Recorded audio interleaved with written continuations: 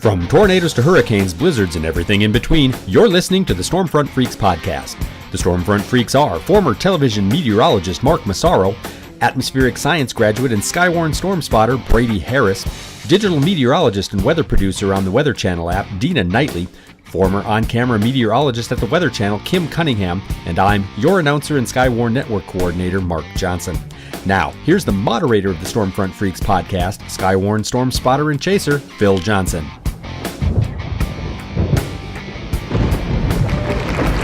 Hey everybody, welcome to the most entertaining weather podcast on your listening and viewing device. Yes, you're listening to the Stormfront Freaks podcast. If you happen to be the first time listener and you're checking us out for the very first time, thanks for stopping by. We want to let you know, go to stormfrontfreaks.com and you can check out our library of all the previous episodes we've got with famous folks from the weather industry, people like Storm Chaser Jeff Piotrowski, the Weather Channel's John Erdman, just to name a few. But the other thing I want to mention to you guys right now, make sure you're following us on Twitter or Facebook for our 5 weeks of Christmas giveaways. So our last episode, we covered our holiday weather shopping extravaganza. We covered all kinds of great weather-related gifts that you could either put on your own list or you might want to give to your friends or family. But we're also, over the next 5 weeks, giving away those gifts to our listeners. So they're very cool. We've already given away a Kestrel 5500 weather meter. Right now, I know we've got the Weatherman collapsible and golf umbrellas that we're giving away. So there's more to come here over the next few weeks. So either go to Twitter, follow us at Stormfront Freak, or go to Facebook and you can follow us there. Just search Stormfront Freaks, and you'll find out all the different giveaways we're going to have going on. All right, but this is episode 67. We're with the prognosticator and the creator of HurricaneCity.com. Jim Williams is with us tonight, so looking forward to chatting with Jim. We'll also be playing our lightning round with him. We've also got WX resources to share, and you're not going to believe our weather's Believe It or Not stories as well. But before we get to all of that, let's go ahead and introduce you to our co-hosts. And it's always happy hour when we're recording. Tonight's no different. So, MJ, what are you drinking tonight? Well, good evening, everybody. Tonight we have a Killian's Irish Red, a wonderful brew. It's a nice fall, wintry kind of beer. That's good. Maz, now you're in a new location. Yeah, I just new moved, home. So my setup is not set up, so to speak. So did you have your deliver your box of hooch to the right room or location? I managed to find the Margaritaville Gold Platinum, whatever label it is. It's almost gone already. So I'm just telling you that. Man. Yeah, I'll move again in 20 years. Let's just say that. Wow.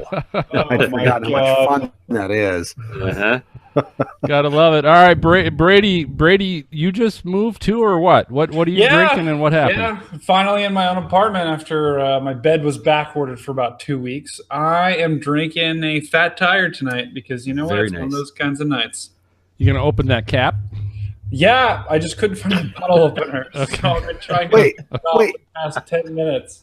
You have an apartment with vaulted ceilings? I know, it's crazy.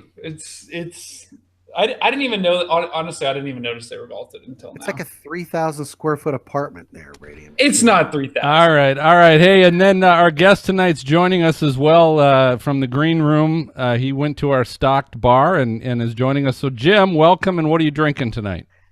Good evening, guys. I'm drinking Miller Lite, keeping it simple tonight. Nothing wrong with that. Great taste, less filling. Absolutely. Very good. All right. Well, let's give you a formal introduction for those of you that don't know Jim. Maz, let people know. All right. By the way, Jim, I like that. Miller Lite, keeping it simple tonight. That should be their new phrase, right?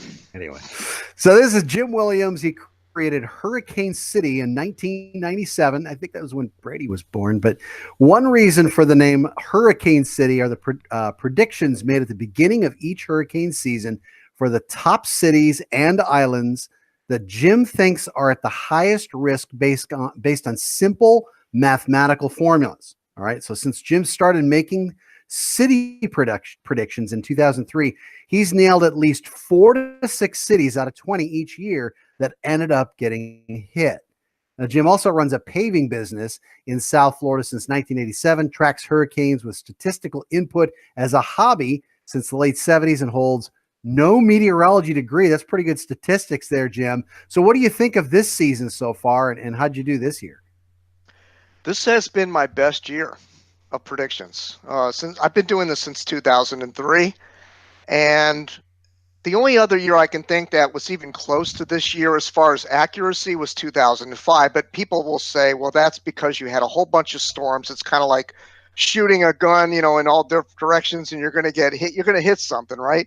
But this year was a little different in the sense that it was only a little bit above average. We have 11.7 for an average amount of named storms. This year, I got all of my top 5, which hardly ever happens. Got 20% of the remaining 15, but overall, a very successful year. My number 1 for the U.S. was Wilmington. The eye of Florence went right over Wilmington. And my number 1 was Sable Island, Nova Scotia, which had Hurricane Chris winding down to a tropical storm when it passed over the island. So very successful year. I'm very happy. So what's your criteria? I mean, how do you decide if it's a hit, a miss, or how close? Yeah. Okay, well, the criteria is tropical storm force winds affecting the area. When the National Hurricane Center does their post-analysis, well, even actually before they do their post-analysis, they have a map that they show. Orange is tropical storm force winds, red are hurricane force winds.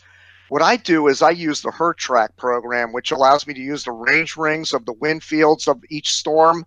The yellow being the tropical storm force winds, and the blue as well. And then when you get into the red, that's hurricane force winds. So after the season, I go back and tweak it.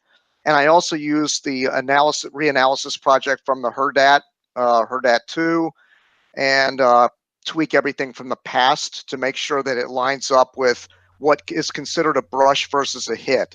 And that's the biggest debate. What is a brush versus a hit? Hey, Jim, do me a favor. Explain the HurDat and the UDAT and the MDAT and the what's that DAT. Yeah. Okay. That's a reanalysis project from the Hurricane Research Division, and they're constantly going back in history and taking segments, maybe a 10-year swaths, and going back and reanalyzing all the hurricanes during that time period, and looking at ground observations and maybe past recon data and trying to refine what the winds actually were at landfall. And very rarely is there a track shift. It's usually an intensity shift, because we pretty much know what hurricanes made landfall, even going back to my database starts back at 1871. So I feel that since 1871 that it's improved greatly since 1871. But even back in the late 1800s, we had an idea of at least where they made landfall. Now, a lot of the fish storms we didn't know about, but we knew where they made landfall, and we could probably go back and look at the old data and find out what the winds were in certain cities, and the data that they've been able to accumulate at the Hurricane Research Division. 1800s. You don't look that old, Jim. Yeah, I know. I'm older than I'm much younger than I look. Yeah. You know what? That's a great point, Matt. Jim, talk to us some about your backstory. It says here you've been in South Florida for a while now, and you've been doing, you've been interested at least in hurricanes since the 1970s. Talk to us about, what got you all started. Was it a hurricane that came through? What was it? For me, it was, I don't know if any of you know the late Bob Weaver, the weatherman from South Florida. He did a show at 5:55 right before the 6 o'clock news, and he would focus on the tropics, and he would show the color radar when that was brand new. And I was just fixated on that show. And so I would watch him talk about tropical waves and these waves coming off Africa and developing into hurricanes. And so I started looking into it further and started doing a lot of my own research. And so I started making these maps. When I was in middle school, I had a map that filled up my whole wall, hurricane tracking map, the size of a whole wall. Oh my God. And wow. I drew it myself, put the grids on the map, and tracked every storm. I used to do audio recordings. I would have a tape recorder and I would record everything. I still have some of those tapes. They're hysterical. Wow. I'm a kid in middle school, and I'm like, I'm pissed off because that storm didn't develop or it turned out to sea. You know, that's how obsessed I was. And I'm keep looking over here because I have a map. I don't know if I can show you this. I'm going to try to show you this map right there. Explain it, since this is a podcast and a lot of people won't see it. Explain what you're showing Well, us. I'm showing a map on the wall. It's actually a door skin. It's the size of a door. And those tracks in red are all Category 5 hurricanes that have made landfall that have been verified.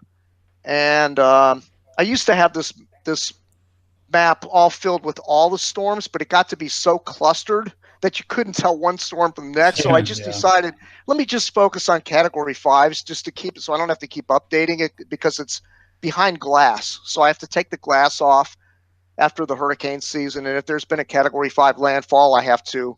How far back are you going with that map? That map is from I have that since 1900. That's all Category 5 since 1900. Okay. Wow. Okay, So I want to jump back, Jim. So you were talking about how you're determining the success of your assumptions and your predictions, and you talk about brushes, and a brush you're kind of checking off as, okay, I got that one right. So you were going to talk a little bit about that. Explain what's a brush, how close, or what's the definition?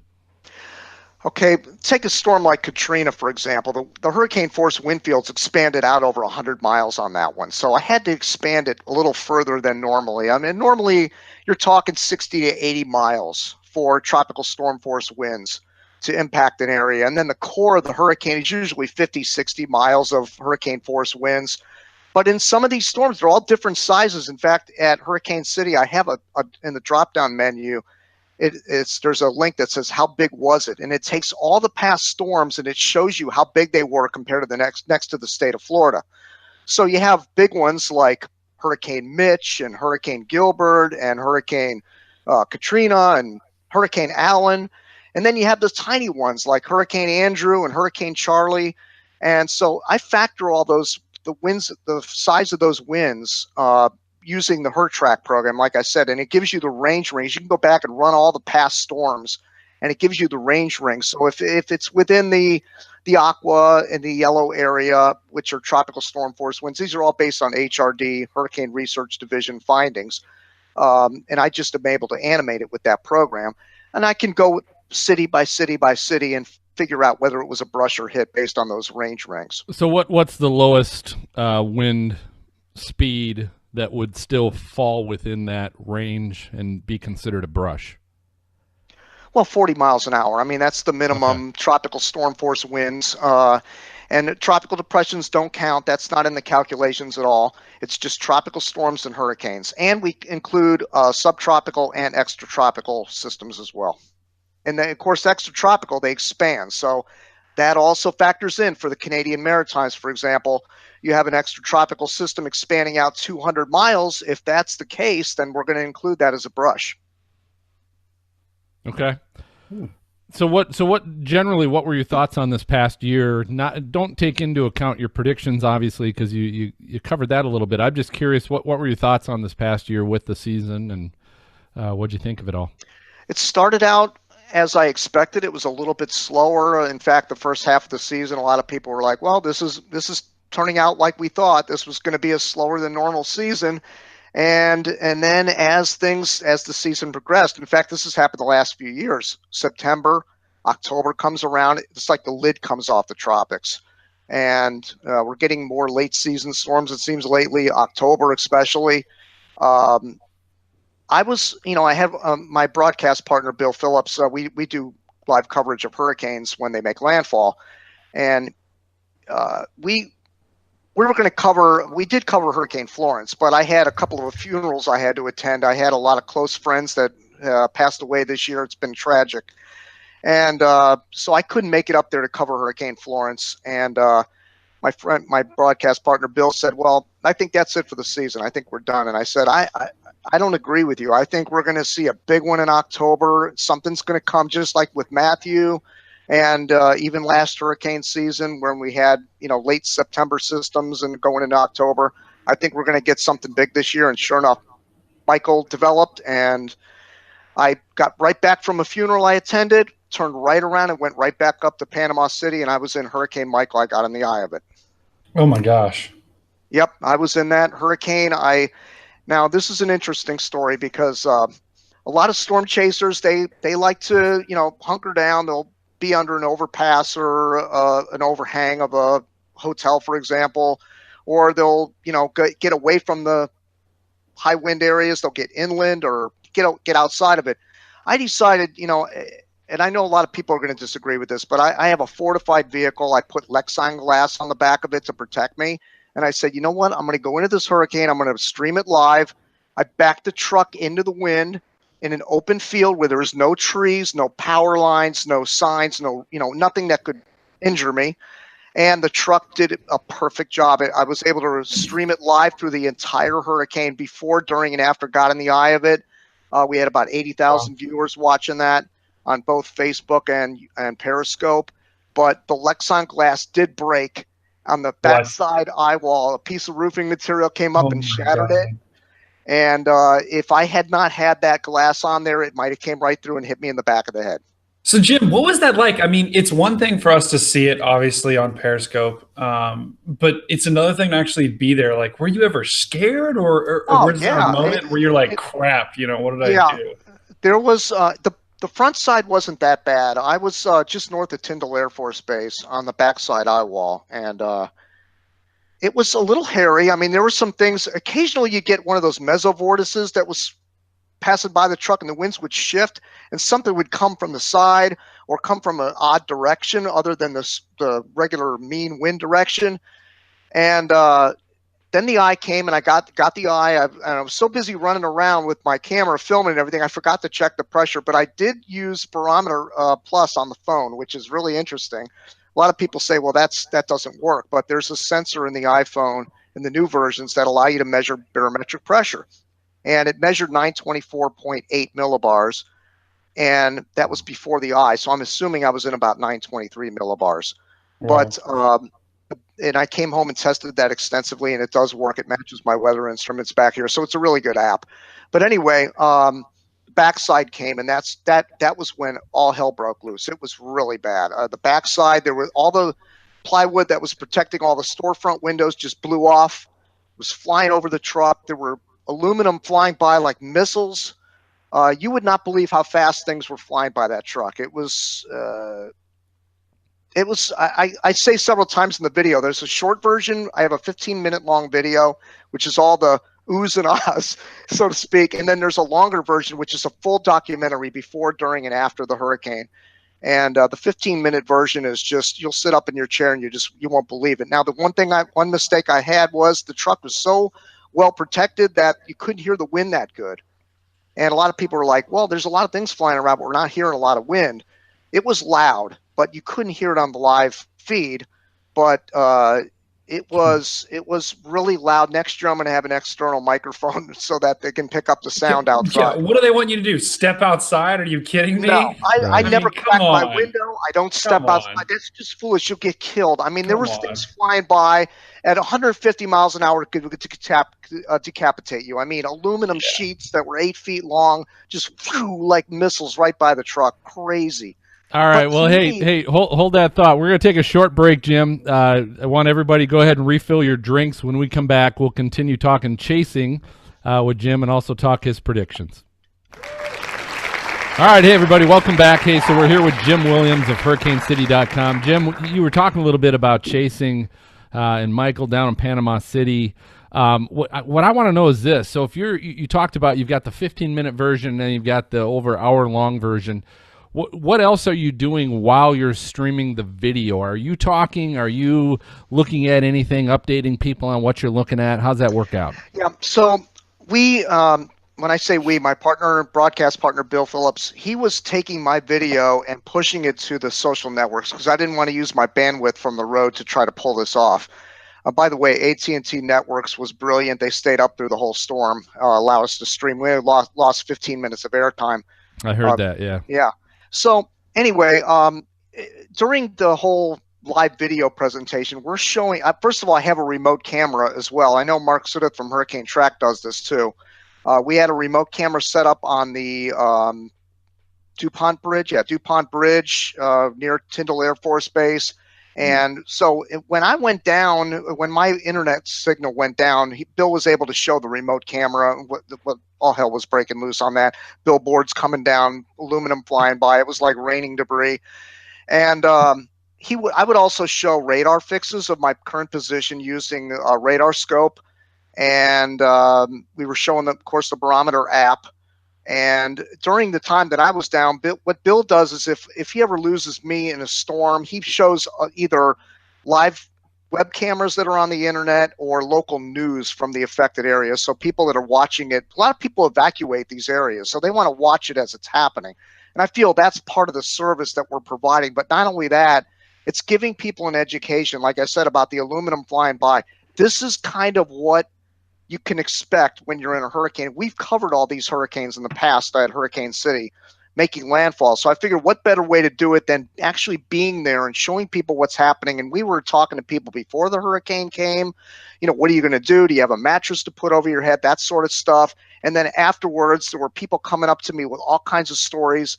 The only thing I regret is I didn't interview more people in the aftermath. There were a lot of homeless people that had stories to tell. They were climbing up in trees and hiding in buildings from the storm surge. It was crazy. That's hard to do. That's hard to do, though, right? Is to approach people that are in that situation and ask them their story. You're like, should I? Yeah, it was like a zombie apocalypse. Like everybody's walking around, like it just didn't seem right. Like everything was out of place. Nobody was in their right mind. I felt out of place, and that truck is what I have is a utility truck, so it looks like it's official. So I'm in the area, and I have all the like a typical like power truck is what it looks like. And so it's a big truck, and people think, well, I was in there to start helping people right away, and that really wasn't my purpose there. But I was, I would have helped any way I could, but there was power lines down, power poles down, blocking all the roads. I had to go around power poles to get to my remote camera. It was hair-raising. The most hair-raising part of this was that not actually the hurricane, but driving immediately after the hurricane, trying to navigate all the down power poles and lines. That place had so many power lines and power poles. I've never seen anything like it. And I'm from South Florida, where it's very congested down here. We have a lot of power lines and power poles, but I've never seen that many power lines and power poles crisscrossing roads. It's more obvious when they're on the road. They were down everywhere. People, yep. Do you run into a lot of people who are like, yeah, I remember back in 1964, we made it through hurricane whatever, and they're like, it wasn't that bad, so we're just going to ride this one out too, and you give them the service of like, okay, this is where like Armageddon is, and they get the opportunity to see that, because I think for most people, they never get to experience, and when they see it, they're just like, oh my gosh, I had no idea. Yeah, well, I had a sense of that when I was there before the hurricane. I got in there the day before, and the hotel I stayed at, which was a Comfort Inn in Callaway, Florida. That's actually the city that I was in. And I went into the hotel and checked in, and I asked all the questions a storm chaser would ask, like, how thick are your windows? Do you have a generator? Do you have a second floor room? I don't want to get flooded out here in case things get really bad. And she's like, oh, it's not going to be that bad. She wasn't comparing it to a past hurricane, but she didn't seem to be concerned at all about what was about to come. And I go, you have no idea what's coming here. I mean, this is like a tornado, basically, that's going to be over this area in a few hours. It's going to be that bad. Your windows are going to blow in. And then I said, well, give me a south-facing room, because I figured, give me a north-facing room. Wait a minute, that would be east in Panama. So yeah, give me an east-facing room, because the winds are going to be primarily out of the west and southwest. That was my thinking, right? But that wasn't the way it turned out. The winds came around out of the east and northeast and were hammering the room that I was staying in, and all those windows busted out. But they abandoned the hotel. The people that were running the hotel, they were nowhere to be found the next day. There was roof leaks everywhere. People wandering the hallways. It was just unbelievable. So I want to ask you, Jim, a little bit. I want to go back to because here's what I love, and I think this is what our show is all about. We've got meteorologists and we have non-meteorologists, and our show is all about fun and entertaining and educating at the same time. But we love to embrace the weather geeks and the weather fans. And you may or may not be a meteorologist, but you just love weather. And you are not a meteorologist. So my question is, because I think that's embraced by us in our community. What is your background? And you talked a little bit about when you were growing up and the hurricanes you saw, but I want to know your background and how you got into now predicting, where you came up with this formula to be predicting hurricanes. Where'd that come from? I'm glad you asked that question because I wasn't You're quite welcome. finished explaining my prediction scheme. So what I did, this is kind of a long story. I'm going to try to keep it short. Back in the probably late 80s, early 90s, I had an old Epson computer. I don't know if you remember those old mono computers with the 5-inch floppy disk. So I created a program where when you put it, you put in category 1, hit enter, and then it prints out all of the category 1s that made landfall on a dot matrix printer. So I wrote that program, and it prints out all these category 1s, and it went state by state by state. So I'm figuring, okay, if there's a Cat 1 heading to Florida, I would put in Florida category 1, and it would print out everything and what it did when they hit Florida, all the category 1s. So as the years went by, my wife and I were talking about, I need to get this stuff online. I need to go on the internet. 1995 went by, 1996, 97. I said, okay, let me go ahead and get an account going to make a website. I started at GeoCities and I called it Jim's Hurricane Web back in 1997. So I figured, okay, let me figure city by city, because if you go state by state, there's it's too large of data for it going state by state. And I wanted to go city by city because I figured if you narrow it down, it really gives the people an idea of where hurricanes hit more one place than another place, because everybody knows the most hurricanes hit Florida. So that's pretty much, and North Carolina, the Outer Banks. But if you go city by city, it's kind of different. So I decided, let me separate them all by about 50 miles and go all through the Caribbean and the United States and collect all the data on brushes and hits going all the way back to 1871. So it was a painstaking process. I would spend hours in libraries going over microfilm data, old hurricane books. I'd go to the Hurricane Center library at the Hurricane Center. I spent hours there, and I ran into former directors such as Bob Sheets, and I would do my research there and put all this together and decided, okay, once I get this put together, people can use this as a tool to figure out their city. Because if you say a state, it doesn't mean much to people. But if you say Miami and you live in Miami, then that has a whole new meaning. You can say, go to Miami. It'll tell you the most likely time of the year that Miami's going to be hit by a hurricane. It'll tell you the return rates for tropical storms and hurricanes. It'll tell you the return rates for major hurricanes. It'll tell you all the history of all the past hurricanes that hit directly. And not only that, it gives you all the NHC final reports. It'll give you maps, radars, everything for every hurricane that's ever hit that particular city. Then after calculating all that and getting it all put together, I figured, okay, let me come up with a ranking scheme. What cities get hit the most versus others? And I took all the 140, there's 140 total cities. That includes all the United States coastal cities and the Atlantic Basin and the Caribbean islands. And I rank them. Who gets the most hurricanes? Who gets the most tropical storms?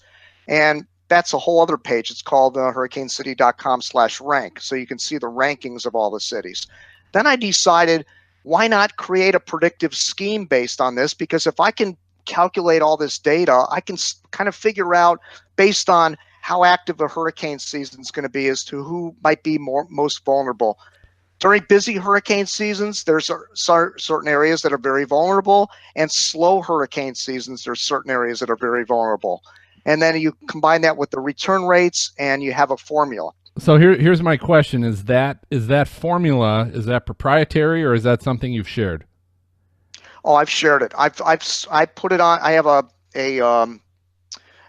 blog that I've written, and I write it before each hurricane season. Okay. It explains specifically what the process is. And the newest things that I've added to the 8 criteria that I use is the North Atlantic Oscillation and ENSO analog years. And since I've added the North Atlantic Oscillation, the predictions have been outstanding. And what I do is in mid-April, when I start calculating everything, because I release it on May 15th, in mid-April, I look at the NAO and I go, okay, in May, is the NAO positive or negative?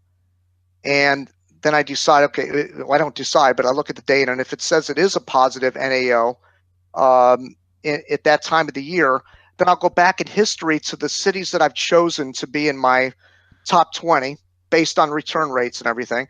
And then I use the NAO to narrow it down, and I say, okay. Which is what? What's the NAO? The North Atlantic Oscillation, Yeah. when it's what positive, does that mean?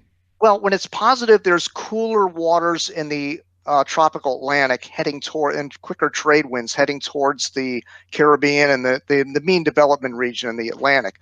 When it's negative, it's more warmer and slower. Now, that's not for me to tell you the science behind the NAO. What I just do is take whether it's positive or negative and then apply that to the cities that I've chosen based on return rates. And then if there's a period, say they've been hit 8 times when there's a positive NAO, I would say, okay, that's a yellow shaded area there on my criteria. If they've been hit 8, like that happened last year with Irma, Marathon was picked because 8 times in history when there's a positive NAO, Marathon was hit by a hurricane. So I thought that was really outstanding. And that's why they made the top 5, and they were hit by Irma last year. All right, so Jim, my question is this. Now, you're not a meteorologist. I'm not a meteorologist. So I as with a biology degree, I can't come to you with your formula and really say anything about it because I know nothing about it to begin with. That's something maybe Maz or Brady could chime in on. But my question is this: is you have to have caught some crap about this over the years, not being a meteorologist and predicting, and I'm using my air quotes, right? Predicting hurricanes and hurricane landfalls. You have to have had some people coming back. So I want to know, just out of curiosity's sake, what's been your argument to say, I think I really can predict where hurricanes are going to hit? All right. Well, let me give you an example. You all know Phil Klotzbach from Colorado State. Sure. Yep. And every year before the hurricane season starts, he's got a whole bunch of cameras in front of him, and he predicts how many named storms there's going to be. And he says, okay, East Coast, 2,000-mile stretch, there's a 51% chance that a hurricane is going to affect the coast. I mean, what is anybody supposed to do with that information? So that was one of the reasons I started doing this, because I figured I'm going to try it for a couple of years, and if it's successful, I'm going to keep going with it. And I've only had 2 bad years. So, I've even talked to Phil Klotzbach, try to, just say, look, this is simple, but it's better than just saying 51% for a 2,000-mile stretch of coastline. And I've been pretty accurate at this, and it's been very successful. So what's pretty? What's your? How do you grade yourself? So when you say I've been successful or I had 2 bad years, what does that really mean? Okay, what I do, I verify each year. I have a verification at the bottom, percentage of accuracy. So if it's only 3 out of 5, that's 64%, whatever the percentage comes out to. And then the remaining 15, the amount of cities that are in the remaining 15 that get brushed or hit are counted, and then that percentage is added up. And then I combine the two, and it gives me an annual percentage accuracy of how many cities compared to the 140 total cities have been impacted. In fact, this year, I think I have this paper here. This year, to go with the argument that people say, well, not only are you not qualified, but anybody can do this because they're just using simply return rates. And Sure. There's a whole bunch of hurricanes. It's been very active lately. This year, only 31% of my cities were impacted.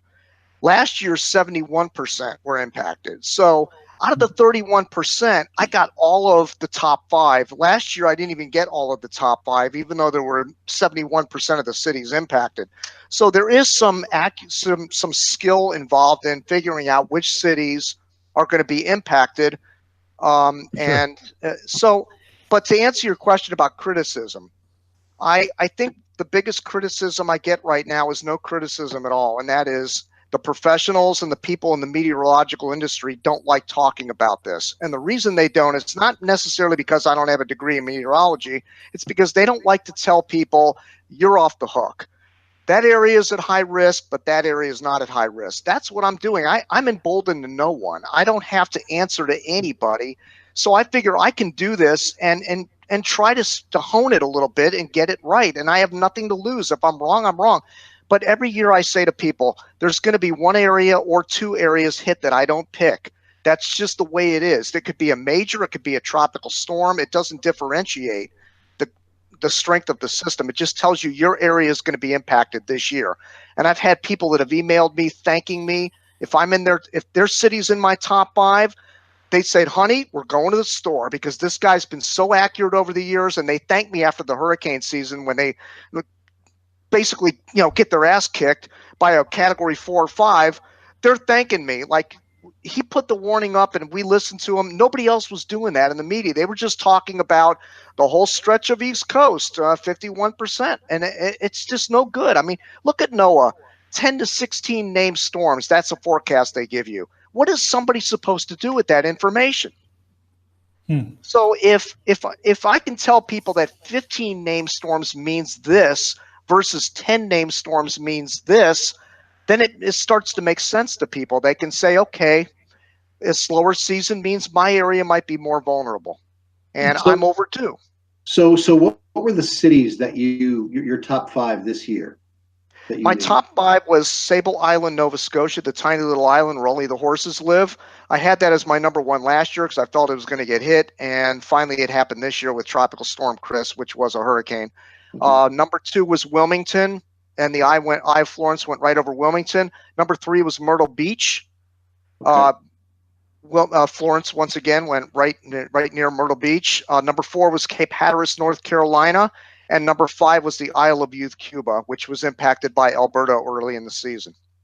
I'm curious, and this is just anecdotal, just for myself. I'm curious to know, and I'm only half serious, but I am half serious when I say this. Have you done anything with time of day? And I know that sounds weird to say, like, oh, come on. I have. But I'm curious to know, is there a certain time of day? And I think there's a science behind that. It's just that it's, when the wave comes across, when there's certain things. Tell me a little bit about that. I'm kind of curious.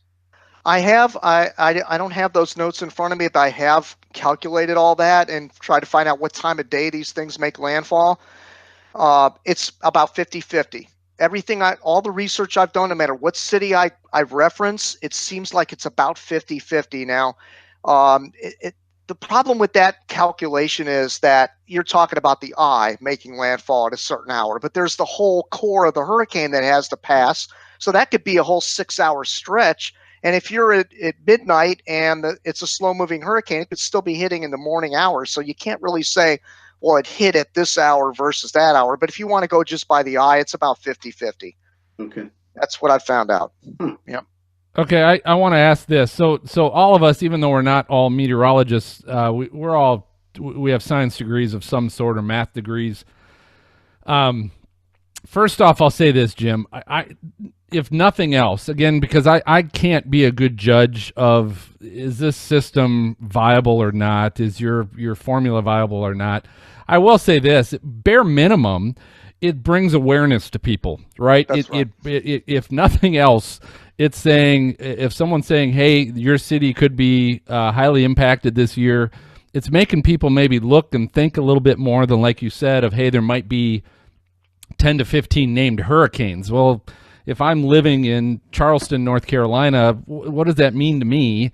But if someone's saying, hey, I might be at a higher risk this year of a hurricane, I might at least perk up and find out what's going on. But I'm curious. I'm going to ask MJ because he's a math major and math degree. And what do you think of a formula? Because to me, there are lots of constants in weather and in tides and in jet streams, and there are constants there, but there's also a ton of variables there to go. Is that how predictable can we really be? And you got a big math background. What do you think?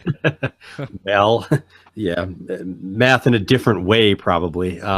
But I think what we usually do, and of course, I haven't looked at Jim's formula and studied it or anything like that. But I know what we try to do in math is eliminate as many variables as we can, right, and isolate. And I think so. If the formula, like I'm hearing, is looking at a lot of hard data in terms of when you talk about return rates and you talk about all of those things, I think that's the right direction to go. I think you can't get rid of all of the variables for sure. But what we try to do is isolate them and eliminate them as much as we possibly can to make a formula more effective. And I assume, Jim, those are some of the things that you've looked at as you've Oh, absolutely. as you've refined this formula. Yeah, there's a process of elimination. Believe me, I go through it. I have my whole list of all 140 cities, and then I start number crunching. And the first thing I do is look at whether they're due or overdue. That's the number one thing.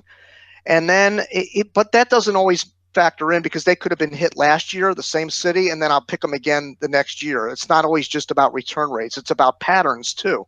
There have been times where, like Marathon, a bunch of times when they've been hit by a major hurricane, they get hit by a tropical storm the following year.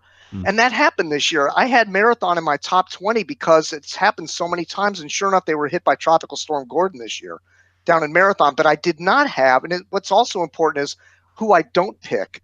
And I did not pick the Florida Peninsula this year, and I did not pick Texas this year. I did not have either of them at high risk, and neither of them were impacted this year, except for the Panhandle and the Keys. So, Jim, how can people that are going to want to know what's up for 2019, how can they follow you either on social media and or find out the information when you release it? Twitter at Hurricane City, facebook.com/Hurricane City Tracking. And those links are all on the front page of hurricanecity.com in the navigation menu and the logo at the top of the site. On YouTube, it's hurricanecity.com spelled out. hurricanecitydot.com. And I'm also on Ustream, which kind of is defunct at the moment. They're not allowing people to live stream anymore, so I don't use Ustream. So it's basically Facebook, Twitter, and YouTube. Great. All right, well, hey, that's the sign. It is time for our lightning round. This is our game show of fun, brilliant, and flashy questions for our guests that we play every episode, and tonight is no different. So, Jim, I understand, obviously, you're living down in Florida. You're just north of Fort Lauderdale, right? Yes, that's right. Kind of near Miami. And are you a big Miami sports fan? Follow any Miami sports, anything? I follow the Dolphins. I follow the Heat. You're close. Okay, so it might be a little bit of a stretch, but tonight we're going to play a little Who Wants to Be a Millionaire, and we're going to do this Miami Vice style. So Miami Vice. Exactly. So Who Wants to Be a Millionaire? So again, you've got your lifelines. You can do 50-50. I'll take away half the answers. You've got phone a friend. You can pick any one of the freaks, Brady, Maz, or MJ, any one of them to help you, or poll the freaks, and we'll ask all of them, and maybe that will help you out as well. So you got 3 lifelines, and this is all on Miami Vice. You ready?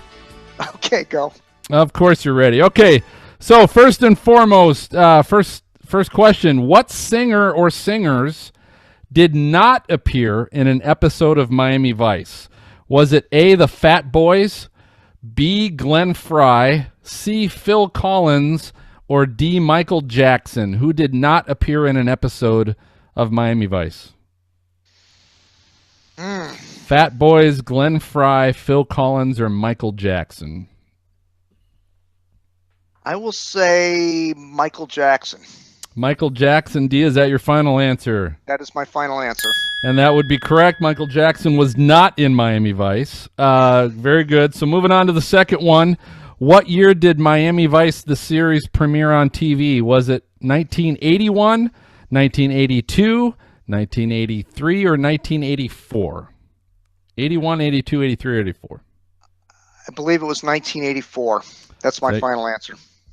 That would be correct. You're 2 for 2. 2 Nice. for 2. All right. Number 3. So there's 6, by the way. So number 3, how many straight weeks was the Miami Vice soundtrack number 1 on the Billboard charts? Was it A, 1 week, B, 5 weeks, C, 11 weeks, or D, 15 weeks? How many weeks was it number 1 on Billboard? Oh, this is boy. the soundtrack.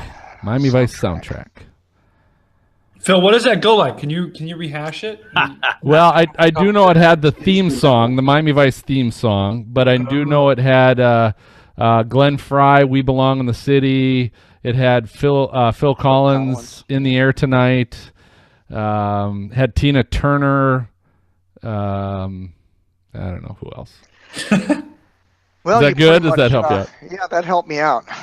Okay, so 1, I'll 5, say 11, or that, 15. I'll say the 15 weeks. That's my final answer. Final answer? That would be incorrect. The correct answer is 11. It was 11 weeks. I was going to say 11 too. It holds the record. It holds the record for a TV show soundtrack. How many consecutive weeks? Yep. All right. Question number 4. Sonny Crockett, one of the main characters Wait in a the minute, show. am I supposed to be kicked off the show at this point? No, we'll keep going. We give you a break on this one. So Sonny Crockett is one of the original characters. What is the name of his pet alligator? Is it Elvis, Buddy, Tubbs, or Shoes? What is the name of his pet alligator on his sailboat? Elvis, Buddy, Tubbs, or Shoes? And you have 3 lifelines. That would be Elvis. Final answer. A, Elvis, final answer. That would be correct. It was Elvis. Jim does not You play don't well need with no numbers. lifelines. Yeah, he says screw the lifelines. You know. I don't need no stinking lifelines. All right. Good thing. I don't even know what Miami Vice is, so don't even ask. Well, you're learning. Hey, this is a learning lesson for anybody that's probably under the age of 35. I'll Fun just show. throw that out there. Okay. All right. 2 more. In which city did Ricardo Tubbs? So Ricardo Tubbs is the other character. So Sonny Crockett, Ricardo Tubbs. But Ricardo Tubbs previously served in law enforcement in another city. Was that A, Fort Lauderdale, B, New York, C, Los Angeles, or D, Havana? What previous city was Ricardo Tubbs in law enforcement before joining the fine men and women of Miami-Dade County? Wow. Fort Lauderdale, New York, Los Angeles, or Havana. And you remember, you got 3 lifelines. We can do 50-50, 50-50. pull a freak, or pull all the freaks.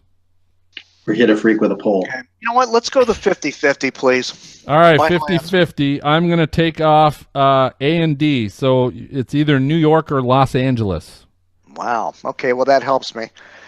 I am going to say New York. Final answer. New York, final answer, and that would be There you correct. Very good. Moving on to the last question. Sonny Crockett, in his previous life, played college football. Where did Sonny Crockett play college football? And this is the character, not the actor.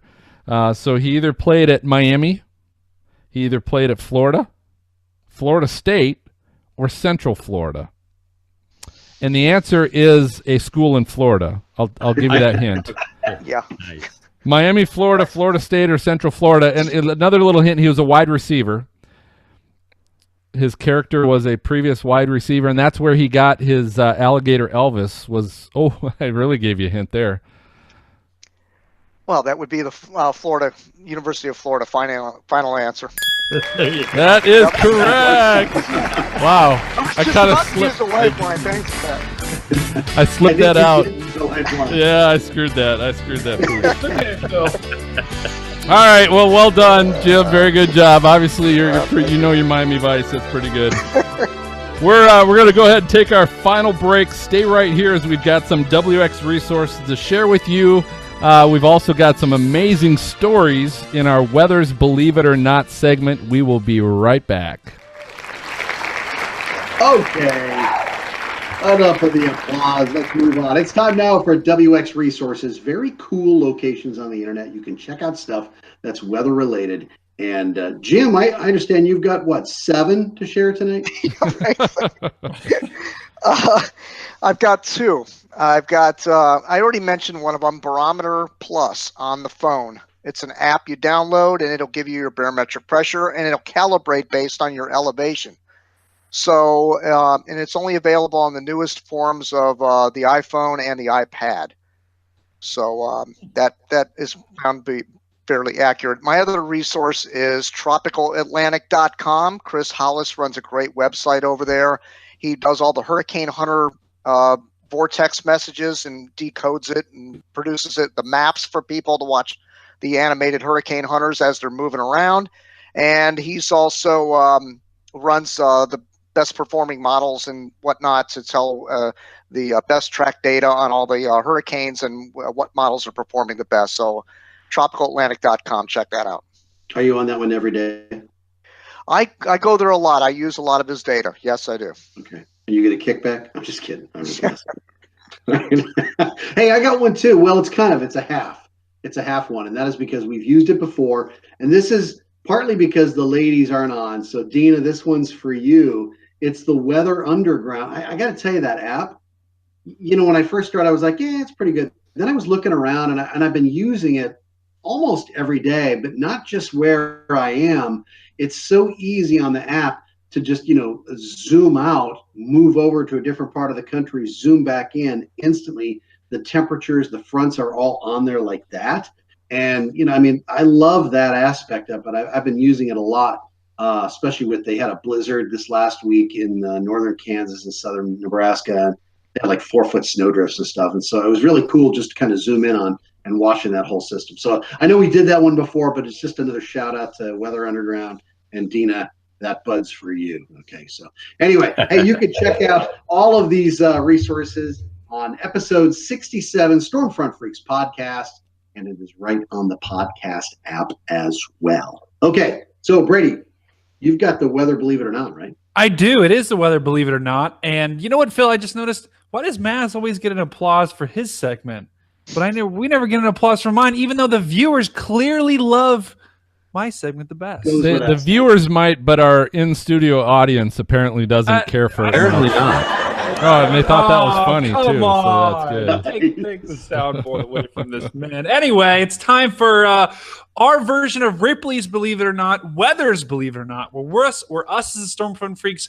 We're going out on the internet. We're going out back in the databases, and we are looking for the craziest or weirdest weather event that we can find.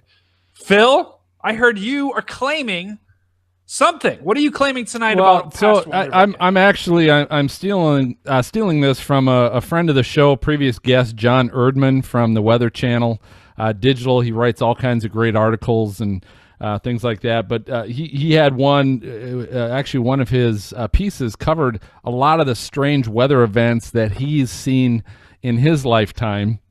So I'm stealing this from him a little bit. I know MJ's got one that comes from that same article, but this is a story where, listen to this, and Jim, you can chime in on this as well, because you talk about, what was that word we were using again? Not reoccurring, but what was the word?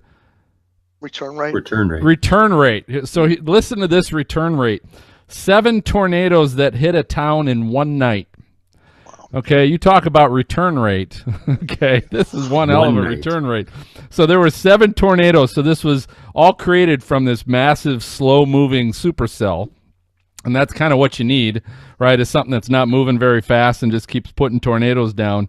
But this happened in a 3-hour time period on June 3rd back in 1980. And Maz, you might be familiar, Mr. Nebraska. You might know Grand Island, Nebraska, town of 48,000 people. Yep. Right in the center. As a matter of fact, I think, don't quote me on this, I think Dr. Fujita flew out and checked that out, because I think that was when they first realized you could have a tornado spin the other direction. He had it actually documented. So wow.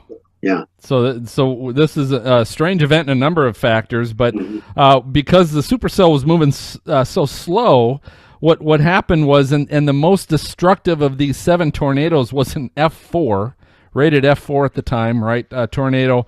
It moved east of town to westward and south side of Grand Island before basically turning completely south. But what happened, they took all these strange paths and everything else, but listen to this: 7 tornadoes, 1 town, 1 night and 3 hours, 5 were killed, and another 193 were injured. Estimated damage around 300 million back in 1980 from a town that saw 7 tornadoes. So that's a lot. I mean, Yeah. So- Can you imagine that? I mean, you just get hit by one, you're like, oh my God, it's over. Then you look and you just see another one coming, like, and then you get 6 more. Are you kidding me? Like, That's nuts. yeah. what are you going to do? Think about how they say, lightning never strikes twice, which is totally false, right? Well, tornadoes 7 times Yeah. around one city. You know That is what? amazing. Moving out of that town. You know what? Someone should make a movie of that night. Yeah. That would be awesome. It's called a scene from The Day After Tomorrow. That's what they've Yeah, already right. I thought there was a movie called The Night of the Twisters where they did something like that. They might Was it have. based on that I don't know. one? There is a movie like that where there's one town that gets hit over and over in a very short period of time. That's insane. All right, That was my nightmare. You know, Maz, you know what? So that was your nightmare, but what is your weather's believe it or not? You okay, got one. so how much rain do you think you can get in an hour? In an Inch, hour? 2 inches, 3 inches. What it's heavy rain. we talking Harvey, or we talking like a cold front? We're talking. In an hour. 3. I'm not going to say. I'm not going to Three. say. Matter of fact, 3 in an I'm hour. going to let Jim check the data on this. Of the year it was 1956. So it's possible it could have been tropical related. All right. So I want you. An inch of rain seems like a lot until you get it in 1 minute.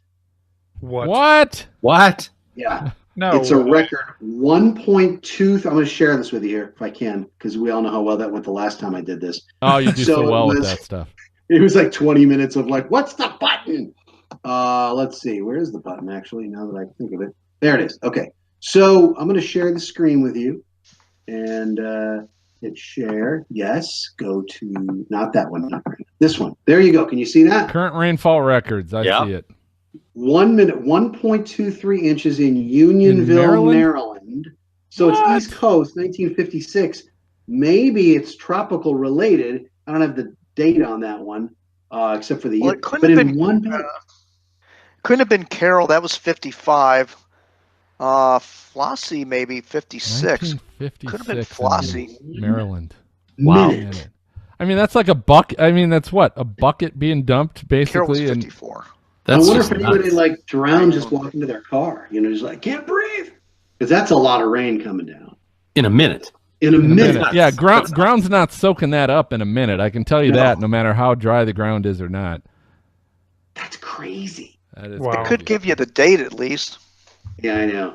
I know it. Well, the funny thing is what blows me away even more is I see the 1 hour record is 13.8 inches. Yeah, I Yeah. saw 1 that too. Holy hour. cow. Central West Virginia, 1943. Holy buckets! Well, you figure Literally it's gotta be buckets. mountainous. It's got to be mountainous, right? You know. Yeah, you would not want to be there or any of those places on that list. Because Well, I think that like the Big Thompson flood, I think that was like 12 inches in an hour or something. It was like clear skies everywhere else, and that rain gauge was like, oh, that can't be right. It's got to be a broken rain gauge, and it was just filling up. And they're like, no, and it was real. Well, that's pretty crazy, Maz. That's pretty Yeah. crazy. All right, MJ, you got one, right? I do. Sorry, I had to just fix something there. Yes. And we're going to go back to tornadoes. And the headline is Tornado Debris 200 Miles Away. So we talk about, tornadoes picking up fish and doing other kinds of things.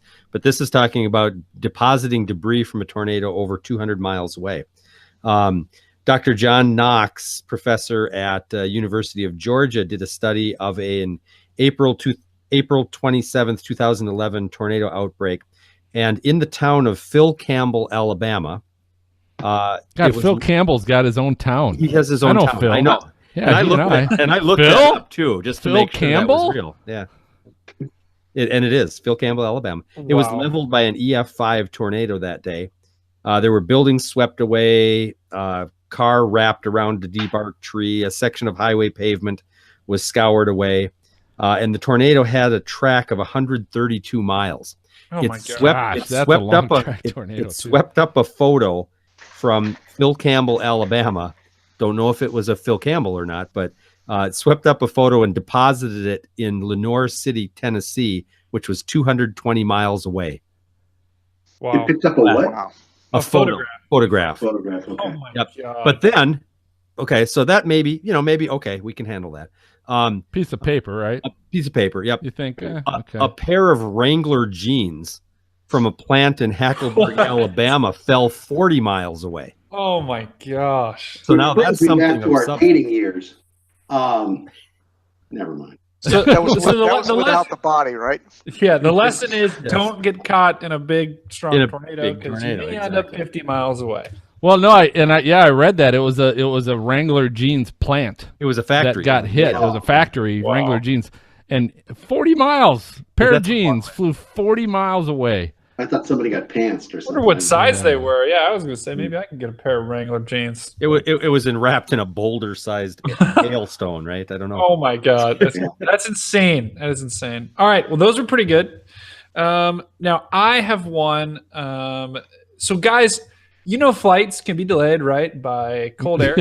We know Yeah. that, Brady. Every Thursday. They can be delayed by ice. They can be delayed by, what are the other things, right? Is this an Freezing, excuse? Is that what you're precipitation. coming up with heat. for next week? An excuse? Tornadoes, Yeah, tornadoes. That's rare. hurricanes. Yeah, they can. And that was one thing that I learned was heat. So in Phoenix, it was so hot, and this actually can happen in a decent amount of time. There were like 50 or some flights that were canceled because temperatures got over 120 degrees. Now you'd think, yeah, Phoenix, that can get that hot, but the reason was what I was most surprised about. It's because the air is too light, because the air doesn't have enough density for the planes to get off the ground. Can't get the lift. Yeah, can't get the lift, and some people might know that, but I was shocked by that. I was like trying to think, maybe it's the equipment, maybe it's overheating, but no, it's because the air is less dense when there's more heat because the particles spread out further, and they can't get off the ground. That was crazy. So they didn't teach you that at the Ohio State University. Well, they didn't specifically say it can delay flights. Okay. Hobgood did not get in that depth. Didn't Plus, his get into specialty is- comprehension. His specialty is hurricanes, so he was talking true. latent heat, all that stuff. Wasn't really tough, but that was fascinating to me. So That is. well, Phil, I know you're going to type all these stories up and put them on the episode 67 show notes, right? Yeah, I'm such a great typist. I'll get right cool. on that. Cool. Well, if they're not on there, I'm sure you can find them somewhere, Phil. They're somewhere. Yeah, these they're stories. somewhere. We didn't just make all of them up, just a couple of them. No, they're somewhere. So, all right, MJ, we got any listener questions or responses? We have one, but I do want to remind everybody, if you have questions that you want us to talk about on the show, feel free to pose them on Twitter, on Facebook, or you can go to stormfrontfreaks.com and there's a spot there to put questions in as well. Because it makes us feel like you just don't care if you don't put questions in there. No, it does, right? And That's hurtful. But fortunately tonight, Michael Wilkinson came through for us. Thank you, Michael. Thank you. Yep, with a comment, and he said he's been gone for several episodes, but he's now able to come back as a regular listener, and he loves the show. So we're happy to have him. And he talked about some of the segments that we've had on the show before, and he's a big fan of some of those various segments that we've run in the past. So we're happy that you're back listening, Michael. Thank you. Yeah, and MJ was asking about this earlier. We hope we're still working with some other groups to provide some additional segments here as we go into 2019 and we bolster our podcast and add some new things. We hope to have some exciting things to announce for you about some new segments from some other groups that will be part of our show. But I think that just about does it for tonight in this episode of Stormfront Freaks podcast. Thanks for listening and watching, guys. If you like the show, do us a favor before I reveal who our next guest is, and leave a great review on your podcast app. We'd love to hear from you guys. We'd love to hear what you think. And don't forget to subscribe to the show. That's a big part of this, is just by hitting your subscribe button on your podcast app. It just makes sure that when we release the next episode, like we just released a bonus episode last week, that's not a part of our normal bi-weekly show. But if you're not subscribed, you're not going to get notified that there's a new one that we've just released. and it'll show up right in your inbox on your podcast app. So it works out really cool. Special thanks to our guest tonight, Jim Williams. Jim, thanks for joining us. Awesome. Awesome stories, and we love to hear from people that are just weather geeks like us, so thanks for coming on. Our next episode, folks, is going to be in 2 weeks. We'll be recording live on December 13th with our third Women in Chasing episode. We've got the Weather Network's meteorologist and host of Storm Hunters, Jacqueline Whittle, is going to be with us, so we're going to be excited about that. If you want to watch the recording live, it's going to be at 9 p.m. Eastern, 8 p.m. Central. Just go to our YouTube channel. Just search Stormfront Freaks on YouTube. You'll find our channel, and you can watch it live if you want to do that as well. But for MJ, for Maz, for Brady, and for Jim, tonight I'm going to go ahead and signal the all clear, and we're going to catch you all next time. Good night, everybody. Bye. Thanks, Jim. Oh, thank you. Thank you for listening to the Stormfront Freaks podcast. Find our bi-weekly show on Apple Podcasts, Google Play, Spotify, or your favorite podcast app. Watch our shows on YouTube and Oklahoma Weather Tracker TV. For show notes, additional information about this episode, as well as past and upcoming shows, videos, photos, merchandise, and more, visit our website at stormfrontfreaks.com. While you're there, check out our live interactive storm chaser radar provided by our friends at zoomradar.com. If you would like to contact us with questions or make comments about the show, shoot us an email to questions@stormfrontfreaks.com or follow us on Twitter or Facebook. Search for Stormfront Freaks. We'd love to hear from you. Join us next time and tell a friend about the Stormfront Freaks podcast.